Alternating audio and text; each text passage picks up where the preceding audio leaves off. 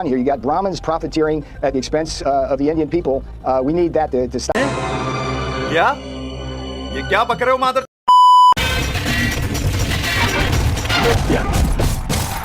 नमस्कार दोस्तों, मैं आपका दोस्त होस्ट रैंडम बैटमैन आपके फेवरेट शो में आपका फिर से एक बार स्वागत करता हूं।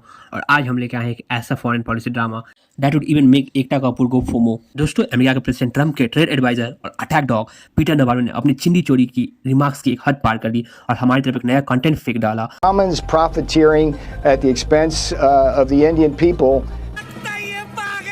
अच्छा जी, आप वापस से वो पुरानी अपनी बाबा दादा वाली डिवाइड एंड रूल, अब तो ये टैक्टिक्स नहीं चलेगी हमारे साथ।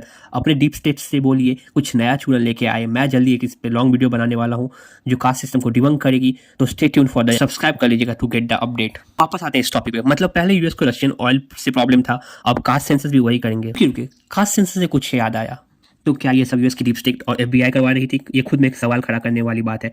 अब इनकी दूसरी बात को डिबंक करते हैं कि ब्राह्मण सबसे ज्यादा प्रॉफिट कमा रहे हैं। आपके स्क्रीन पे एक चार्ट दिख रहा होगा, इसमें क्या के बिगेस्ट ऑयल इंपोर्टर्स का शो करता है, जिसमें इंडियन गवर्नमेंट की कंपनीज है, रशिया की 49% स्टेक वाली नायरा एनर्जीज है और रिलायंस है। तो ना इंडियन गवर्नमेंट कंपनीज को ब्राह्मण चला रहे, ना रशिया ब्राह्मण का स्टेट्स है, ना ही अदानी अंबानी में से कोई ब्राह्मण है। तो इसका मतलब ये नहीं कहना चाह रहे ना कि पुतिन ही पांडे है, मोदी ही मिश्रा है या फिर जिनपिंग ही झा है, ये तो पता नहीं। और अगर जो इनका होमवर्क करवा रहा है उनको ठीक से करने बोलना होगा। इससे ज़्यादा तो हमारे यहाँ स्टूडेंट्स स्कूल में हो प्रोजेक्ट के लिए रिसर्च कर लेते हैं।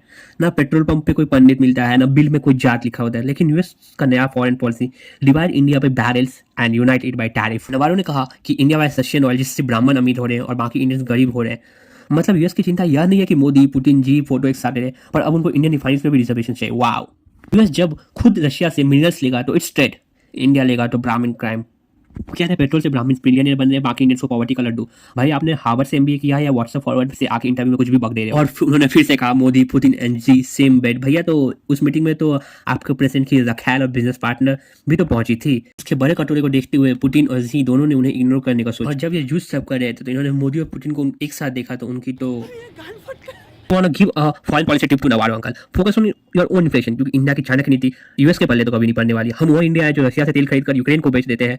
बट एक बात जरूर कहना चाहूंगा कि now I also agree personally, Trump deserves a Nobel, कि जो ना ओबामा, ना बाइडेन और ना कोई और वर्ल्ड का लीडर कर पाया, वो उन्होंने कर दिखाया। उन्होंने इंडिया, रशिया, चाइना तीनों को एक स्टेज पे इतना क्लोज लाके खड़ा कर दिया है कि इस चीज फायर करें तो ही डिजर्व्स क्रेडिट। My God. और अब आज का मीम ऑफ द डे। मेरे अब्बू आए हैं, मेरे अब्बू आए हैं, मेरे अब्बू आए हैं, मेरे अब्बू आए हैं, मेरे अब्बू आए। Moral of the story is, foreign deep state जब भी कंफ्यूज होता है, इंडियंस का कास्ट कार्ड निकाल देता है। So stay united and stay tuned to the random Batman show, the random Batman, and I am signing of.